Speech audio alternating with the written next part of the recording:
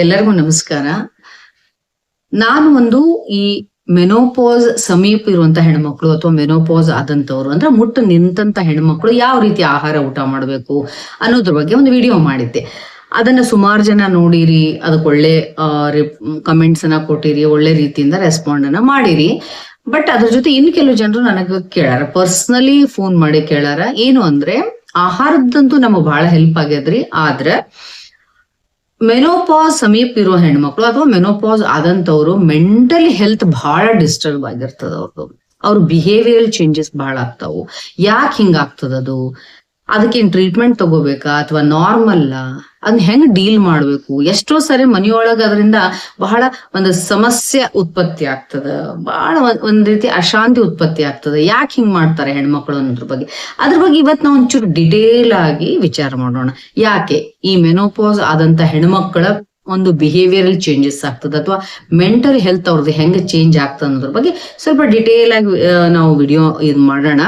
May be ಈ video ಬಹಳ ದೊಡ್ಡದಾಗ್ತದ ಅನ್ನೋದಾದ್ರೆ ನಾನು 1, 2, 3 ಹಿಂಗ್ ಪಾರ್ಟ್ಸ್ ಒಳಗ್ ಮಾಡ್ತೀನಿ. ಬಟ್ ಸ್ವಲ್ಪ ಮಟ್ಟಿಗೆ ಡಿಟೇಲ್ ಆಗಿ ಹೋಗೋದು ಒಳ್ಳೇದು ಅಂತ ನನಗ ಅನಿಸ್ತದ. ಈ ಹೆಣ್ಮಕ್ಳು ಏನ್ ಸಫರ್ ಆಗ್ತಾರ ಮೆಂಟಲಿ ಅದ್ ನಾವು ಡಿಸ್ಕಸ್ ಮಾಡೋಕ್ಕಿಂತ ಮುಂಚೆ ಇದೊಂದು ಸ್ಮಾಲ್ ಕ್ಲಿಪ್ಪಿಂಗ್ ಐತಿ, ಇದನ್ನ ನೋಡ್ಕೊಂಡ್ ಬರ್ರಿ. ಇದನ್ನ ನೋಡ್ರಿ.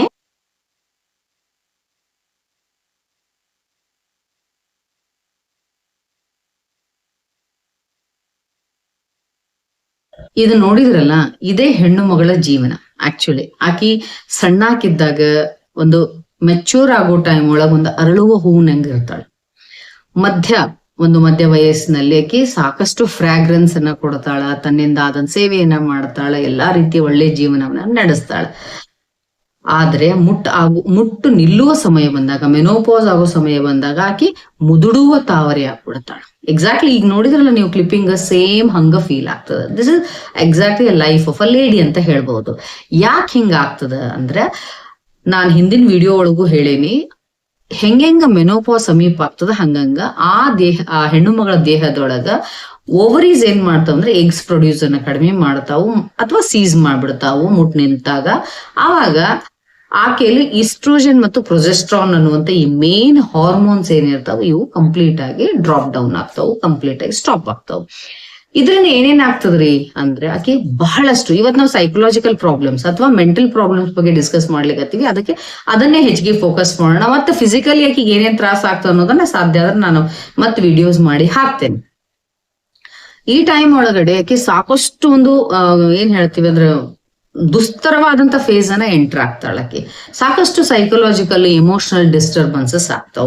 ಆಕೆಗೆ ಗೊತ್ತಾಗುದಿಲ್ಲ, ಒಬ್ಬ ಹೆಣ್ಮಗಳಿಗೆ ಗೊತ್ತಾಗುದಿಲ್ಲ ತಾ ಏನೇನ್ ಸಫರ್ ಆಗ್ಲಿಕ್ಕತ್ತೀನಿ ಅನ್ನೋ ಅಷ್ಟು ಆಕೆ ಕನ್ಫ್ಯೂಷನ್ ಮೋಡ್ ಒಳಗ್ ಹೋಗ್ತಾಳ.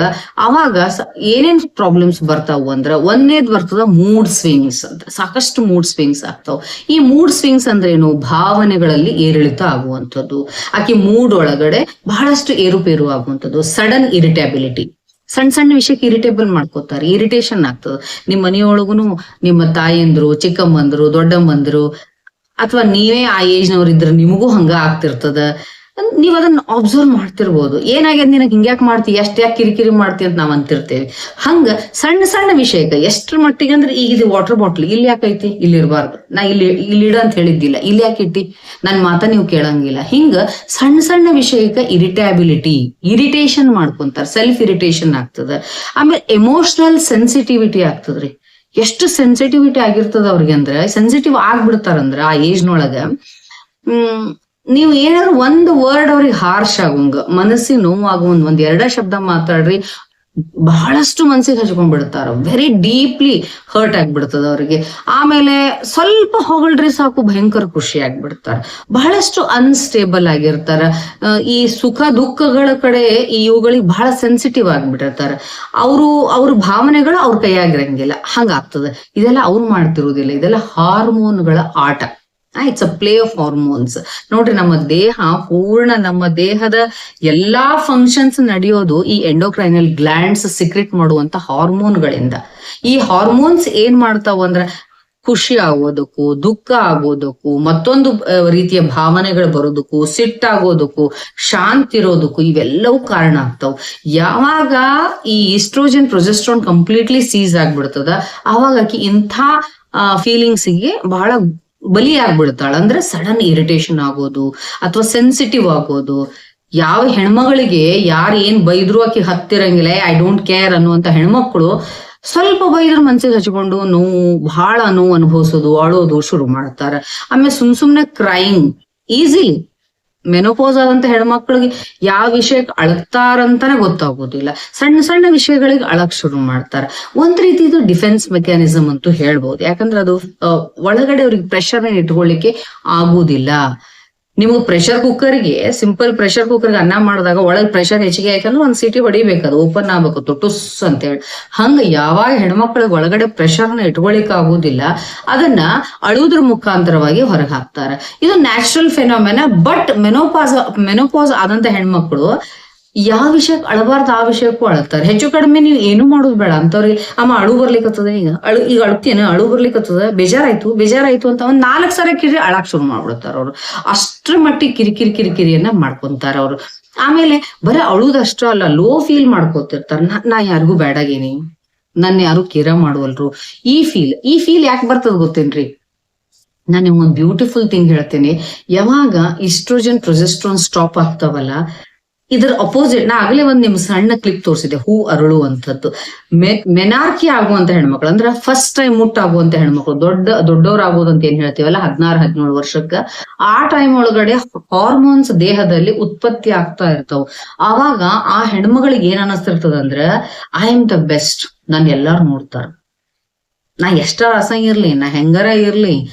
ಆದ್ರೂ 20 ಸರಿ ಅಂತ ಹುಡುಗಿಯರು ಕನ್ನಡಿ ಮುಂದೆ ನಿಂತ್ಕೋತಿರ್ತಾವು, ಮೇಕಪ್ ಮಾಡ್ಕೋತಿರ್ತಾವು, ಜನ ಎಲ್ಲ ನಾನು ನೋಡ್ತಾರ ಅನ್ನೋ ಫೀಲಿಂಗ್ ಇರ್ತದ. That is because of hormones. ಅದ್ರ ಎಕ್ಸಾಕ್ಟ್ಲಿ ಅಪೋಸಿಟ್ ಈ ಟೈಮ್ ಒಳಗ ಆಗ್ತದ. ಅಂದ್ರೆ ನಾನು ಯಾರೂ ನೋಡ್ತಾ ಇಲ್ಲ, ನಾನು ಯಾರು ಕೇರ್ ಮಾಡ್ಲಿಕ್ಕತ್ತಿಲ್ಲ, ನನ್ನ ಭಾವನೆಗಳಿಗೆ ಯಾರು ಬೆಲೆನ ಕೊಡುವಲ್ರು ಅನ್ನೋ ಫೀಲಿಂಗ್ ಆಕಿಗೆ ಆ ಹಾರ್ಮೋನ್ಸ್ ಕೊಡ್ತಿರ್ತಾವ. ಬಟ್ ಅನ್ಫಾರ್ಚುನೇಟ್ಲಿ ನಾವು ಮಕ್ಕಳು, ಗಂಡಂದ್ರು ಯಾರು ಇದನ್ನ ಅರ್ಥ ಮಾಡ್ಕೊಳಂಗಿಲ್ಲ. ಅಕ್ಕಪಕ್ಕದವ್ರು ಇದನ್ನ ಅರ್ಥ ಮಾಡ್ಕೊಳ್ಳಾರ್ದಕ್ಕ ನಮಗೇನ್ ಅನಿಸ್ತದ, ನೀ ಹಿಂಗ್ಯಾಕ್ ಮಾಡ್ತಿ, ನೀನ್ ನೆಗೆಟಿವ್ ವಿಚಾರ ಮಾಡ್ತಿ ಅಂತೇಳಿ ನಾವು ಅವ್ರನ್ನ ಪದೇ ಬ್ಲೇಮ್ ಮಾಡಿ ಇನ್ನೂ ಒಂದಿಷ್ಟು ಕುಗ್ಗಿಸ್ಬಿಡ್ತೇವೆ. ಈ ಟೈಮ್ ಒಳಗಡೆ ಆಕ್ಚುಲಿ ಫ್ಯಾಮಿಲಿ ಮೆಂಬರ್ಸ್ ಪಾತ್ರ ಬಹಳ ದೊಡ್ಡದಿರ್ತದ. ಅರ್ಥ ಮಾಡ್ಕೋಬೇಕು. ಯಾವಾಗ ಆ ಹೆಣ್ಮಗಳಿಗೆ ಯಾರು ನನ್ನ ಅರ್ಥ ಮಾಡ್ಕೊಳ್ವಲ್ರು, ನಾ ಸಿಂಕ್ ಆಗ್ಲಿಕತ್ತೀನಿ, ನೀವು ಇಮ್ಯಾಜಿನ್ ಮಾಡ್ಕೊಡ್ರಿ. ನಾ ಈಗ ಏನ್ ಹೇಳಿಕತ್ತೀನಲ್ಲ, ಇದನ್ನ ಸ್ವಲ್ಪ ಇಮ್ಯಾಜಿನೇಷನ್ ಮಾಡ್ಕೊಡ್ರಿ, ನಿಮ್ಮ ಮನಸ್ಸನ್ನ ಕಲ್ಪನೆ ಮಾಡ್ಕೊಡ್ರಿ. ಒಬ್ಬ ಹೆಣ್ಮಗಳು ಬಾವಿ ಒಳಗ್ ಬೀಳ್ತಾ ಇದ್ದಾಳೆ, ಬೀಳಿಕತ್ತ ಅನ್ಕೊಡ್ರಿ, ಕೆಳಗಕ್ಕಿ ನಾ ಮೇಲ್ ಬರ್ಬೇಕು, ನನ್ ಯಾರ ಹೆಲ್ಪ್ ಮಾಡ್ರಿ ಅಂತ ಹೇಳಿ ಆಕಿ ಬೋಗಿರಿತಿರ್ತಾಳ, ಕರಿತಿರ್ತಾಳ. ಬಟ್ ಯಾರು ಆಕಿ ಹೆಲ್ಪ್ ಮಾಡ್ಲಿಲ್ಲ ಅಂದ್ರೆ ಆಕಿ ಏನಾಗ್ತದ, ಫ್ರಸ್ಟ್ರೇಷನ್. ನಾ ಸಾಯ್ತೀನಲ್ಲ, ನನ್ಗೆ ಯಾರು ನಾ ಬೀಳ್ಲಿಕತ್ತೀನಿ, ನನ್ಗೆ ಯಾರು ಹೆಲ್ಪ್ ಮಾಡುವಲ್ರು ಅಂತ ಹೇಳಿ ಫ್ರಸ್ಟ್ರೇಷನ್ ಆಗ್ತದ ಮತ್ತು ಆಂಗರ್, ಸಿಟ್ಟು ಬರ್ತದ. The same thing happens here. Menopause ಆದಂತ ಹೆಣ್ಮಕ್ಳಿಗೆ ಸಣ್ಣ ವಿಷಯಕ್ಕೆ ಸಿಟ್ಟು ಬರ್ತದ.